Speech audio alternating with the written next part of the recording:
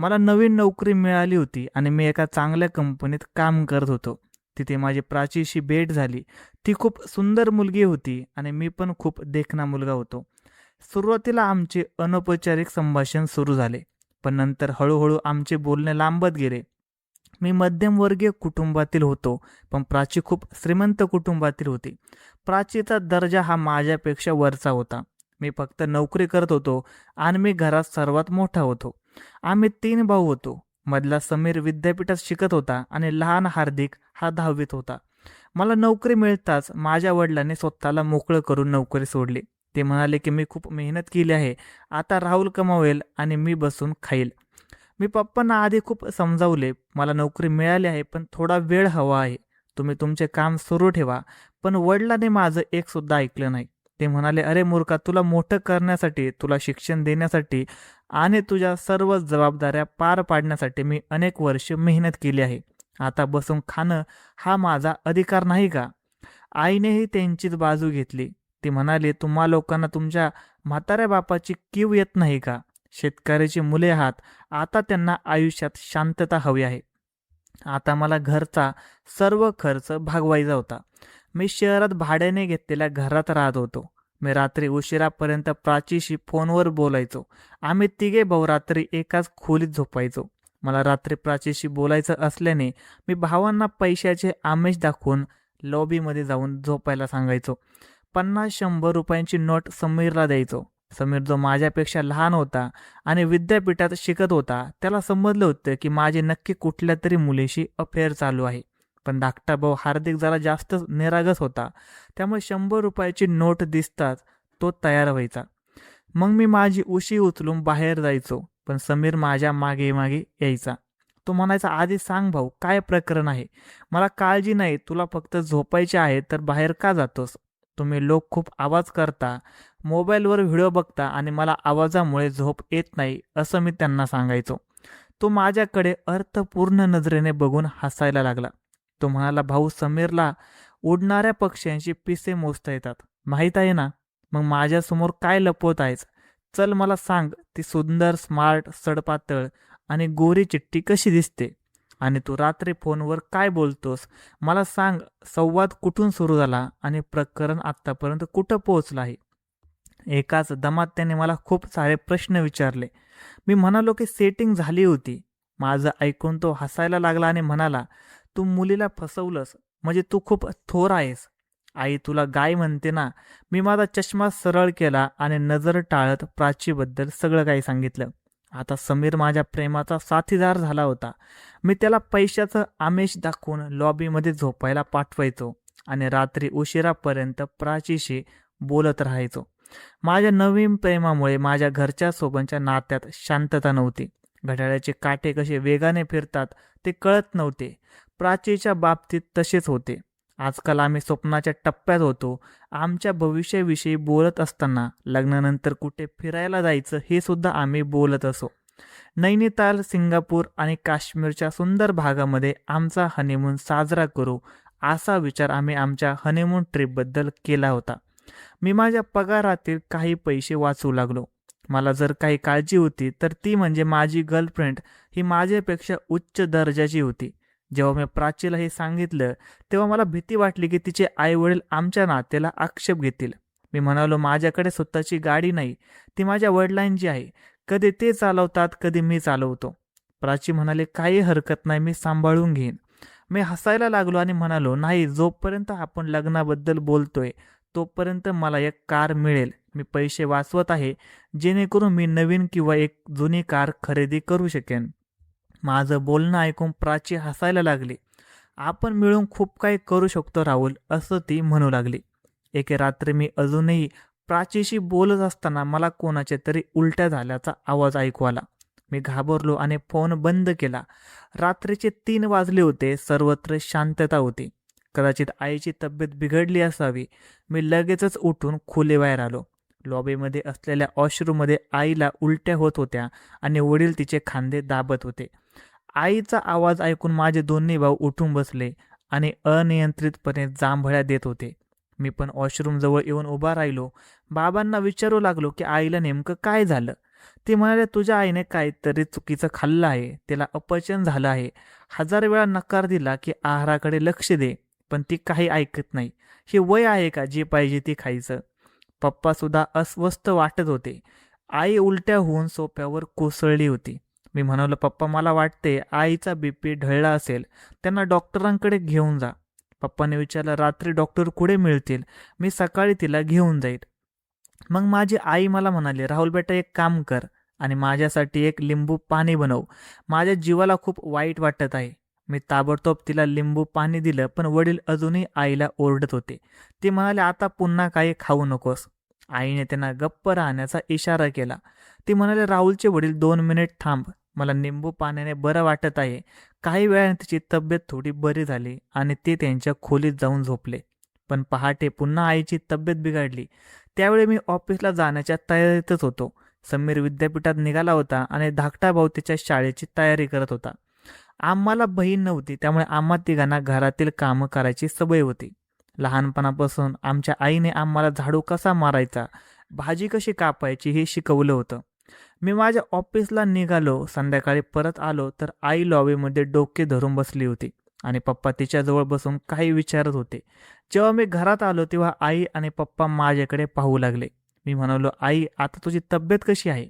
आई तिच्या साडीचा पदर दाबत उठली आणि तिच्या खोलीत गेली. मला समजत नव्हतं की आईला नेमकं काय झालं आहे. मी तर फक्त तिच्या तब्येतीबद्दल विचारत होतो.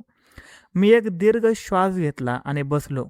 काही वेळात समीर आणि धाकटा भाऊ हार्दिक देखील आले. आम्ही तिघेही सोफ्यावर बसलो होतो. पप्पा म्हणाले, तुझ्या आईची तब्येत ठीक नाही आहे, म्हणून बघ मी ऑमलेट बनवतो आणि पोळी करतो. हार्दिक बोलू लागला, पप्पा मी ऑमलेट खाणार नाही, मला पैसे द्या, मी बाहेरून दाल मखनी आणतो. पप्पाने त्याला 200 रुपयाची नोट दिली आणि म्हणाले, एक काम कर, दाल मखनी आणि संपूर्ण घरासाठी भाकरी घेऊन ये. तुझ्या आईची देखील तब्येत बरी नाही, तिलाही काहीतरी चटपटीत खायला आवडेल. मला माझ्या बाबांचा राग यायला लागला. मी म्हणालो, पप्पा आईचे पचन बिघडले आहे, तिला काहीच पचत नाही, तिला खिचडीसारखा हलका आहार द्यायला हवा आणि आपण बाहेरचे खाद्यपदार्थ मागवण्याबद्दल बोलत आहात. तुमचे डोकं तर ठीक आहे का? माझे बोलणं ऐकून पप्पाने दुसरीकडे पाहिलं. मग ते हार्दिकला म्हणाले, जा सांगितल्याप्रमाणे जेवण घेऊन ये आणि ऐक, आईसाठी त्यात थोडं चटपटीत तिखट मसाला टाकायला सांग. शक्य असल्यास हिरवी चटणी आणि चिंचेची चटणी सुद्धा आण. हे सर्व ऐकून मी खूप थक्क झालो. मी समीरला म्हणालो, अरे भाऊ कांदा आणि टोमॅटो काप, मी जाऊन आमलेट बनवतो. समीर देखील बोलू लागला, पण भाऊ तुला स्वयंपाक का करायचा आहे? हार्दिक गेला असल्याने आपणही तेच खाणार आहोत. मग समीर पप्पांना म्हणाला, भाऊचे बरोबर आहे, आता आम्ही थोडे मोठं झालो आहोत, पण भाऊ कसा तरी कमावू लागला आहे, तर त्याच्या लग्नाचा थोडा विचार करा. समीरच्या बोलण्याने माझे कान थोडे टवकारले. कोणीतरी माझ्या लग्नाचा विचार केला, पण माझ्या वडिलांना खूप राग आला. ते म्हणाले, अरे त्याच्या नोकरीला 8 दिवस झाले आहेत आणि मी त्याचे लग्न करून द्यायचे. तुला त्याच्या लग्नाचा अर्थ तरी माहीत आहे का? मुलांचे शिक्षण सुरू असताना पत्नीची जबाबदारी अजून पूर्ण झाली नाही. आता हे थांबवा. 3 वर्ष लग्नाचा उल्लेख सुद्धा करू नका. हे ऐकून माझे मन भरून आले. ज्या प्रकारे मी आणि प्राची आमच्या प्रेमाला वाव देत होतो, त्यानुसार 6 महिन्यात माझं लग्न होईल असं मला वाटत होतं. पण वडिलांचं म्हणणं ऐकून माझा मूड खराब झाला. रात्रीचं जेवण करून मी झोपण्याच्या उद्देशाने माझ्या खोलीत गेलो. समीर खोलीत बसला होता आणि हार्दिक त्याच्या मोबाईलवर गेम खेळत होता. त्यांना 50 रुपयाची नोट देऊन खोलीबाहेर काढणे आणि प्राचीशी बोलणे हा माझा हेतू होता. त्याचवेळी पप्पा माझ्या खोलीत आले आणि बेडवर बसले. मला आश्चर्य वाटलं की पप्पा आमच्या खोलीत का आले आहेत, कारण वडील काही कामाशिवाय आमच्या खोलीत कधीच येत नाही. मी लॅपटॉपवर बिझी होतो आणि समीर त्याच्या असाइनमेंटची तयारी करत होता. पप्पा म्हणाले की मला तुम्हा तिघांना काहीतरी सांगायचं आहे. मी म्हणालो, पप्पा मला सांगा, मी ऐकतोय. माझं बोट लॅपटॉपवर फिरत होते. ते म्हणाले, आधी तुझा लॅपटॉप बंद कर. मी म्हणालो, पप्पा सकाळी मीटिंग आहे, मला पूर्ण रिपोर्ट तयार करायचा आहे, तुम्ही सांगा, आम्ही ऐकत आहोत. समीरने देखील तेच उत्तर दिलं. हार्दिकने आपला मोबाईल बाजूला ठेवला. मी म्हणालो, पप्पा आईला बाहेरचं जेवण, हिरव्या मिरचीचे लोणचे आणि चिंचेची चटणी दिली होती, म्हणून तिला पुन्हा उलट्या होत आहेत का? पप्पा म्हणाले, नाही, तिला उलट्या होत नाहीत. मी म्हणालो, हो पप्पा मग सांगा. पप्पा म्हणाले, मी तिला सकाळी डॉक्टरकडे घेऊन गेलो होतो, तिच्या काही चाचण्या झाल्या होत्या. एवढे बोलून वडील पुन्हा गप्प झाले. मी 2 मिनिटं पप्पा पुढच्या गोष्टीची वाट पाहत राहिलो, पण ते काहीच बोलले नाही. म्हणून मी लॅपटॉपवरून नजर काढून पप्पाकडे पाहिलं. मी म्हणालो, पप्पा रिपोर्टमध्ये सर्व काही ठीक आहे ना? पप्पा म्हणाले, नाही बेटा, सर्व काही ठीक नाही, मोठा गोंधळ झाला आहे. मी विचारलं, आईला काय झालं? सगळं ठीक आहे ना? पण पप्पा गप्प बसले होते. आता तर माझे हृदय धडधडू लागलं होतं. आईला काही धोकादायक आजार आहे का? मी लॅपटॉप बाजूला ठेवला आणि बाबांच्या जवळ येऊन बसलो. म्हणालो, काय झालं बाबा आईला? समीरने देखील त्याची असाइनमेंट सोडली आणि तो पप्पाच्या पायाजवळ बसला. तो म्हणाला, पप्पा आईची शुगर वाढली आहे का? पप्पाने नाही म्हणून मान हलवली. मी म्हणालो, मग हार्टचा प्रॉब्लेम आहे का? पप्पाने पुन्हा मान हलवली. हार्दिक सांगू लागला, चरबी वाढल्याने पित्त झाले असावे. पप्पा म्हणू लागले, मूर्ख, असा कोणताही आजार नाही, ते ठीक आहे. मी म्हणालो, पप्पा आई बरी आहे, मग आमचा जीव का काढत आहात तुम्ही? पप्पा म्हणू लागले, खरं तर तुझी आई गरोदर आहे. मी समोर ठेवलेल्या टेबलावरून पाण्याचा ग्लास उचलला आणि प्यायला लागलो होतो. पप्पाने ही बातमी सांगताच माझ्या तोंडातून पाण्याचा फवारा उडाला आणि समोर जमिनीवर बसलेल्या समीरच्या असाइनमेंटवर पडला. तोही वडिलांचे बोलणे ऐकून तोंडे उघडं ठेवून ऐकत होता. समीर माझ्याकडे रागाने पाहत होता. त्याने विचारलं, तू काय केलंस? पण मी समीरच्या बोलण्याकडे लक्ष दिले नाही. पप्पाकडे लक्षपूर्वक पाहू लागलो. मी म्हणालो, पप्पा काय म्हणालात? काय झाले आईला? पप्पा म्हणाले की तुला ऐकू येत नाही का? तुझी आई ही गरोदर आहे. माझा वरचा श्वास व खालचा श्वास खालीच राहिला. हार्दिक आश्चर्याने वडिलांकडे पाहत होता. समीर उभा राहिला आणि म्हणाला, ही एकच गोष्ट बाकी राहिली होती. असं बोलून तो रागाने खोलीबाहेर निघून गेला. मला देखील समजत नव्हतं की अशा प्रसंगी बाबांना काय बोलावं. माझा मेंदू काम करत नव्हता. मी माझे डोके दोन्ही हाताने धरले होते. हे असं करण्याचं वय होतं का? मी 25 वर्षाचा होतो. 25 वर्षानंतर मी माझ्या लहान भावाला किंवा बहिणीला माझ्या मांडीवर घेऊन सर्वांसमोर ओळख करून देऊ का? लोक माझी चेष्टा करू लागतील. मी म्हणालो, पप्पा काय विचार करत होतात? या वयात बघा, तुमच्या डोक्यावरचे अर्ध्याहून जास्त केस पांढरे झाले आहेत. हे मुलं पैदा करण्याचं वय आहे का? माझं म्हणणं ऐकून ते थोडे खजेल झाले. ते म्हणाले, बेटा हे सर्व कसं घडलं ते मला माहीत नाही. मी म्हणालो की यावर बोलू नका, हे सगळं घडायला तुम्हीच कारणीभूत आहात. अचानक माझ्या तोंडातून ही गोष्ट बाहेर पडताच पप्पाने माझ्या तोंडावर एक झापड मारले. ते म्हणाले, तुला लाज वाटत नाही का वडिलांशी असं बोलताना? मला देखील राग आला. मी म्हणालो, हे काम करताना लाज वाटली नाही का? स्वतःचा विचार करा की आज माझे लग्न झालं तर पुढच्या वर्षी तुम्ही आजोबा व्हाल. हे तुमचे वडील होण्याचं वय आहे का? तुम्ही काही विचार केला नाही का? ही बातमी ऐकणे आणि सहन करणे माझ्यासाठी सोपं नव्हतं. फार विचित्र गोष्ट वाटत होती. पप्पा म्हणू लागले की मी खरं सांगतो, मला कळलं नाही की हे सगळं कसं झालं आणि या वयात हे सगळं होऊ शकते याची मला अपेक्षासुद्धा नव्हती. पण आता आपण काय करू शकतो? मी म्हणालो, याचा अर्थ काय? आम्ही काय करू? जा आणि हे प्रकरण संपवा. जग तुमच्यावर थुंकेल आणि आम्ही देखील संपूर्ण लोकवस्तीत चेष्टेचा विषय बनू. बाबाने माझ्याकडे एक नजर टाकली. ते म्हणाले, संपवा म्हणजे काय? माझ्या आईबद्दल या सगळ्या गोष्टी बोलताना मला खूप विचित्र वाटत होतं.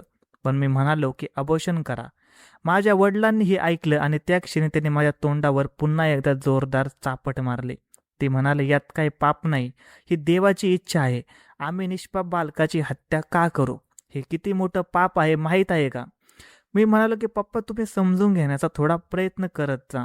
हा विनोद नाही, हा आपल्या आयुष्याचा प्रश्न आहे. जर तुम्ही हे प्रकरण थांबवलं नाही तर आम्हा तिघांचे आयुष्य एक भयानक स्वप्न बनून जाईल.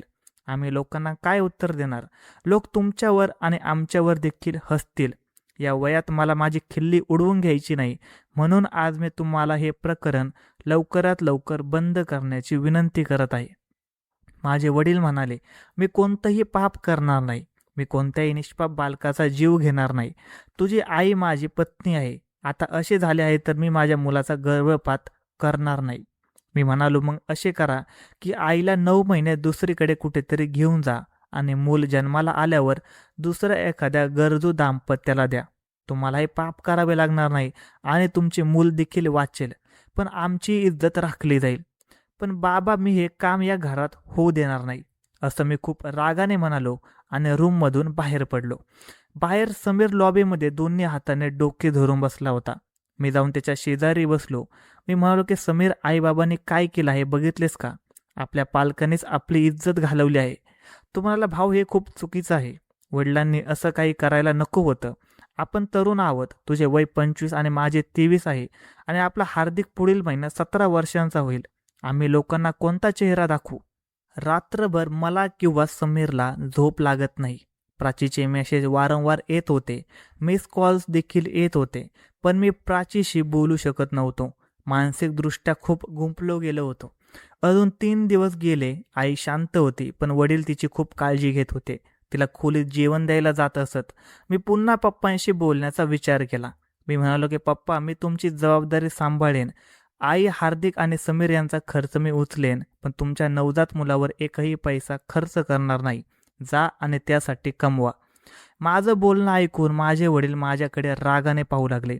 म्हणाले, ठीक आहे, जर मी तुम्हा तिघांना मोठं करू शकतो तर मला हेही नक्की करता येईल. मी पुन्हा नोकरी करेन. माझे मोल तुझ्यावर ओझं होणार नाही. पप्पा पुन्हा नोकरीला लागले. आई आमच्यापासून तोंड लपवत होती. आम्ही तिघा भावांना घरातील वातावरणाचा सर्वाधिक मोठा फटका बसला होता. हार्दिक गप्प राहू लागला. अभ्यासातही लक्ष दिलं नाही. एके दिवशी त्याला सिगारेट ओढताना पाहून माझं भान हरपलं. आमच्या खोलीला लागून असलेल्या बाल्कनीत उभे राहून तो सिगारेट ओढत होता. अचानक मी तिथे पोहोचलो. मी त्याला ओरडू लागलो, पण त्याचे डोळे रागाने लाल झाले होते. तो म्हणाला, भाऊ मला काही सांगू नकोस. मी सध्या खूप तणावात आहे. मी म्हणालो, तुझ्या टेन्शन मागे सिगारेट आहे. तो म्हणाला, मी सिगारेट्स काय, ड्रग्ससुद्धा घेईन, कारण मला या सर्व गोष्टींची भीती वाटते की उद्या आपल्याला समाजात कशा प्रकारे सामोरं जावं लागेल. मी हार्दिकच्या तोंडातील सिगारेट काढून फेकून दिली. मी म्हणालो, काळजी करू नकोस. मी वडिलांशी बोलेन. मी आईशी सुद्धा बोलेन. तुला कशालाही सामोरं जावं लागणार नाही. मी त्याला मिठी मारली तेव्हा तो ढसाढसा रडू लागला. तो म्हणाला की भाऊ, तुला माहीत आहे, माझे वर्गमित्र, माझे मित्र मला जगू देणार नाही. ते माझी चेष्टा करतील. मी त्याला धीर दिला. त्या दिवसात मी मानसिकदृष्ट्या खूप अस्वस्थ होतो. प्राचीने मला विचारलं की काय प्रकरण आहे राहुल? तू माझ्याशी पूर्वीसारखा बोलत नाही, उदास राहतोस. तिला सांगायचे कोणतेही कारण हे माझ्याकडे नव्हतं. मी म्हणालो की काही घरगुती समस्या आहेत. ती म्हणाली, मला सांग काय प्रॉब्लेम आहे? मी म्हणालो, काही नाही, एक छोटीशी गोष्ट जी प्रत्येक घरात घडते. पण काही दिवसाने तिने संशय घ्यायला सुरुवात केली. ती म्हणाली, राहुल मला सांग, तुला दुसरी मुलगी आवडते का? कारण तुझे वागणे आता माझ्याशी खूप बदललं आहे. मी आश्चर्याने प्राचीकडे पाहिलं. मी म्हणाल, तू वेडी झाली आहेस का? असं काहीही नाहीये. ती म्हणाली, माझे तुझ्यावर खूप प्रेम आहे राहुल, म्हणून दुसऱ्या मुलीचा विचार देखील करू नकोस. मी म्हणालो, प्राची, मी फक्त आणि फक्त तुझ्यावरच प्रेम करतो. तू अजिबात काळजी करू नकोस. मी सर्व बाजूने गोंधळलो होतो. मी आईला काही सांगितले तर ती हळूच रडू लागायची. ती म्हणाली, मुलाचा गर्भपात झाला तर माझ्या जीवाला धोका आहे, असं डॉक्टरांनी स्पष्टपणे सांगितलं आहे. आता सांगा मी काय करू? मी दुहेरी संकटात आहे. मी स्वतः या वयात मुलाला जन्म देऊ इच्छित नाही.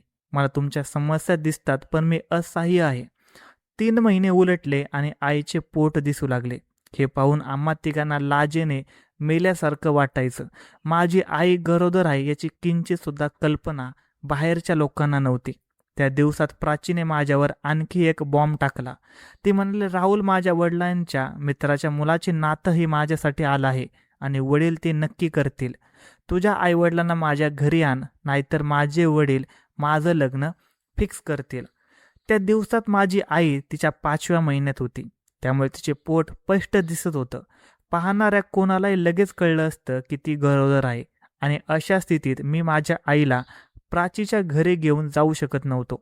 वडिलांशी माझे बोलणं बंद झालं होतं, कारण त्यांनी आता नोकरी सुरू केली होती. मी म्हणालो की प्राची, तू समजून घे. तुझ्या घरच्यांना समजावून सांग की आता मी तुझ्या घरी नाते घेऊन येऊ शकत नाही. माझं बोलणं ऐकून ती रडू लागली. ती म्हणाली, राहुल, जर तू काही दिवसात नातं आणलं नाहीस तर माझे वडील माझं नातं दुसरीकडे 100% फिक्स करतील. आणि मी खरं सांगते राहुल, मी विष खाऊन मरेन. हे ऐकून मी खूप अस्वस्थ झालो. प्राची रडत रडत ऑफिसमधून निघून गेली. मी डोकं धरून बसलो. हे मी समीरला सांगितलं. समीर म्हणला की तू बाबांशी बोल आणि आईला प्राचीच्या घरी घेऊन जा. मी म्हणालो, तू आईची अवस्था पाहिली आहेस का? सर्वांना कळेल की आईची काय अवस्था आहे. समीर म्हणाला, या प्रकरणात दुसरा काही उपाय नाही. लोक या गोष्टीबद्दल 4 दिवस बोलतील, टोमणे मारतील आणि हसतील, परंतु नंतर सर्व काही ठीक होईल. रात्री मी आई-बाबांशी प्राचीबद्दल बोललो. पप्पा थोडे अस्वस्थ झाले. ते म्हणाले, लग्नाचा विचार करतोयस, पण तुझी नोकरी अजून स्थिर झालेली नाही. आत्ताच लग्न करण्याची गरज नाही. मी म्हणालो, पप्पा तिचे दुसरीकडे लग्न झालं तर मी स्वतःला कधीच माफ करू शकणार नाही. ते म्हणू लागले की या सगळ्या भावनिक गोष्टी आहेत. तुझ्या आईची प्रकृती सध्या ठीक नाही. आम्ही त्यांच्या घरी जाऊ शकत नाही. मी म्हणालो की तुम्ही माझ्यासोबत प्राचीच्या घरी जाऊन तिचे नाते विचारा. माझी आई तयार झाली, पण जेव्हा आई आणि बाबा माझ्यासोबत प्राचीच्या घरी गेले तेव्हा प्रथम तिच्या आईवडिलांनी आमचे खूप चांगले स्वागत केले. पण जेव्हा प्राचीच्या आईने माझ्या आईच्या पोटाकडे पाहिलं तेव्हा तिला फार आश्चर्य वाटलं. माझ्या आईसोबत गप्पा मारताना तिने याची खात्री करून घेतली. आईने देखील आडंवेडं घेत तिला सर्व काही सांगितलं. यानंतर मात्र त्यांच्या कपाळावर आळ्या आल्या. आम्ही परत आलो आणि दुसऱ्या दिवशी ऑफिसला गेल्यावर प्राची माझ्यावर खूपच रागवले. ती म्हणाले, राहुल, तू मला हे का सांगितलं नाही? माझ्या आईवडिलांसमोर मला किती लाज वाटली माहीत आहे का? माझी आई म्हणाली की मुलाची आई अजून मुलाला जन्म देण्यातून मोकळी झालेली नाही. लग्नानंतर ननंद देवाची काळजी घ्यावी लागेल. मी म्हणालो की प्राची ही माझी मानसिक समस्या होती. प्राची म्हणू लागली की तुझ्या आईवडिलांनी अजिबात हे चांगलं केलेलं नाही. मी म्हणालो, त्यांना सोड, आपण हा स्वतःचा विचार केला पाहिजे. असं म्हणत मी तिचा हात धरला. पण तिने अचानक हात सोडला आणि विचारलं की वेडा झाला आहेस का? मी माझे हसू करू शकत नाही. लोक मला इतक्या गोष्टी सांगतील की त्याला मर्यादा नाही. मला माफ कर राहुल, मी तुझ्यावर प्रेम करते, पण मी तुझ्याशी लग्न करू शकत नाही. मी या वातावरणाशी जुळवून घेऊच शकत नाही. प्राची, माझं तुझ्यावर प्रेम आहे. देवासाठी असं म्हणू नकोस. माझे डोळे ओले होते, पण ती निघून गेली होती. दुसऱ्या दिवशी तिने मिठाईचा डबा सर्व सहकाऱ्यांसमोर ठेवला होता. तिचे नातं तिच्या वडिलांच्या मित्राच्या मुलाशी कन्फर्म झालं होतं. माझे आयुष्य उद्ध्वस्त झालं होतं. घरी पोहोचलो तेव्हा समीर खूप अस्वस्थ होता आणि तो म्हणाला, भाऊ, हार्दिक खोलीत बंद आहे आणि मी बराच वेळ दरवाजा वाजवतोय, पण तो काही उघडत नाही. मी विचारलं, काय झालं? तो म्हणाला, मला माहीत नाही. तो कॉलेजमधून मला आला तेव्हा खूप रागात होता. त्याने बॅग फेकली आणि खोलीत गेला. मी आईबाबांबद्दल विचारले तर तो म्हणाला की डॉक्टरांकडे गेले आहेत. मी माझी बॅग बाजूला ठेवली आणि हार्दिकच्या खोलीचा दरवाजा वाजवू लागलो, पण हार्दिक काही दरवाजा उघडत नव्हता. आम्ही दोघांनी मिळून जोरात धक्का दिला आणि दार उघडलं. हार्दिकला बघून आम्ही दोघे घाबरलो. तो बेडवर तोंड करून पडला होता. एक हात जमिनीवर लटकत होता आणि त्यातून रक्त वाहत होतं. त्याने नस कापली होती. आम्ही दोघांनी त्याला तात्काळ रुग्णालयात नेलं. डॉक्टरांनी सुरुवातीला ही पोलीस केस असल्याचं सांगत उपचार करण्यास नकार दिला, पण मोठ्या कष्टाने आम्ही डॉक्टरांना उपचारासाठी तयार केलं. दोन्ही रक्ताच्या बाटल्या दिल्या तेव्हा कुठे हार्दिक धोक्याबाहेर आला. तो शुद्धीवर आला. आम्ही त्याला कारण विचारले तेव्हा तो रडू लागला. तो म्हणाला की भाऊ, ज्याची भीती वाटत होती तेच होत आहे. माझे मित्र माझी चेष्टा करतात. ते म्हणतात, तुझा धाकटा भाऊ किंवा धाकटी बहीण किती महिन्याची येईल? तुझ्या आईचा कोणता महिना चालू आहे? काय नाव ठेवणार? कधी म्हणतात त्याला मांडीवर घेऊन आमच्याकडे आण, तर कधी म्हणतात तुझ्या आईला विचार, ती पुढच्या मुलाला कधी जन्म देणार? अशा गोष्टी ऐकून मला कंटाळा आला आहे. ती माझ्यावर हसतात, माझी चेष्टा करतात. अशी गोष्ट ऐकून मला आत्महत्या करावीशी वाटली. वडिलांचा फोन आला. ते विचारत होते की तुम्ही तिघे कुठे आहात? मी म्हणालो की तुमच्या कृत्याचा परिणाम पाहिलात का? हार्दिकने आत्महत्येचा प्रयत्न केला आहे. त्याने नस कापली आहे. हे ऐकून पप्पा एकदम घाबरून दवाखान्यात आले. माझी आई देखील रडत होती. हार्दिकला मिठी मारून पप्पा देखील रडत होते. मी म्हणालो, पप्पा, प्राचीने माझ्याशी लग्न करण्यास नकार दिला. हार्दिकने आत्महत्येचा प्रयत्न केला. उद्या समीर सुद्धा असंच काहीतरी करेल, पण तुम्हाला काही फरक पडत नाही.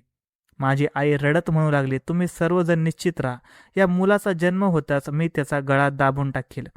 ती वेडी झाली होती. परिसरातील महिलांनी माझे जगणे कठीण केलं आहे. त्या म्हणतात, या वयात तुला काय सुचलं? पण हे सर्व माझ्या नियंत्रणात नव्हतं. माझ्या हातात असतं तर मी हे कधीच केलं नसतं. मी स्वतः तुझ्या वडिलांना सांगत होते की मला मरू द्या, पण या मुलाला माझ्या शरीरातून काढून टाका. आई रडू लागली आणि तिच्या पोटावर मारू लागली. मी लगेच पुढे सरसावलो. माझ्या आईला जवळ घेतलं. तिने मला मिठी मारली आणि ढासाढासा रडू लागली. ती म्हणाली, मी खूप तिला धीर धरला आहे. आता मी थकले आहे. देव न करो की मी मरावं आणि माझ्यासोबत ती मूल देखील मरेल. निदान तुमचे जीवन देखील सुखकर होईल. मी म्हणालो, नाही आई, तुझी चूक नाही. दोष आपल्या समाजाच्या लहान विचारांचा आहे. आम्ही तुला समाजाच्या दृष्टिकोनातून पाहिलं, पण आता आम्हाला लोकांची पर्वा नाही. माझ्या बोलण्याने आईला थोडा दिलासा मिळाला. आम्ही सगळे घरी आलो. काही महिन्यानंतर आमच्या धाकट्या बहिणीचा जन्म झाला. त्या लहान बाळाला पाहून आमच्या हृदयात खरा आनंद झाला. तिच्या जन्माने आमचे हृदय प्रेमाने भरून आले. आम्ही तिघेही भावाने आमच्या लहान बहिणीला मांडीवर घेतलं आणि ती खूप निरागस आणि गोंडस बाहुलीसारखी होती. आईची तब्येत खूप नाजूक होती, म्हणून आम्ही तिची खूप सेवा केली. तिला खूप प्रेम दिलं आणि बहिणीला सांभाळलं. लहान बहीण मिळाल्याने आमचे कुटुंब पूर्ण झाले असं वाटलं. जेव्हा मी माझ्या बहिणीला मांडीवर घेऊन बाहेर यायचो तेव्हा काही लोक हसायचे. या वयात धाकट्या बहिणीला मांडीवर घेऊन हिंडत आहे की मी म्हणायचो की देवाची इच्छा आहे. देवाने ही लक्ष्मी माझ्या आईवडिलांना दिली आहे, मग आम्ही त्यांचे आभार का मानू नये? माझ्या आईवडिलांनी असा कोणता अपराध केला आहे की त्यांनी तोंड लपवावे? माझ्या रोखठोक उत्तराने लोकांची तोंडे बंद होऊ लागली. काही वर्षांनी आईच्या इच्छेनुसार माझे लग्न झाले. माझी पत्नी खूप छान होती. तिने माझे संपूर्ण घर सांभाळले. माझ्या धाकट्या बहिणीसोबत देखील ती खूप प्रेमाने राहायची. आपण समाजाच्या दृष्टिकोनातून आपल्या आयुष्याकडे बघू नये. लोकांच्या बोलण्यामुळे आपण आपल्या निष्पाप नात्याला नाकारू नये, कारण हे सर्व देवाच्या हातात आहे. मित्रांनो, मला आशा आहे की तुम्हाला आमची ही कथा आवडली असेल. कथा आवडली असेल तर व्हिडिओला लाईक करा. चॅनलवर नवीन असाल तर चॅनलला सबस्क्राईब करा आणि नोटिफिकेशन बेल दाबा, जेणेकरून पुढील अपडेट्स तुम्हाला सर्वात आधी मिळेल. तुमचा मोलाचा वेळ दिल्याबद्दल धन्यवाद.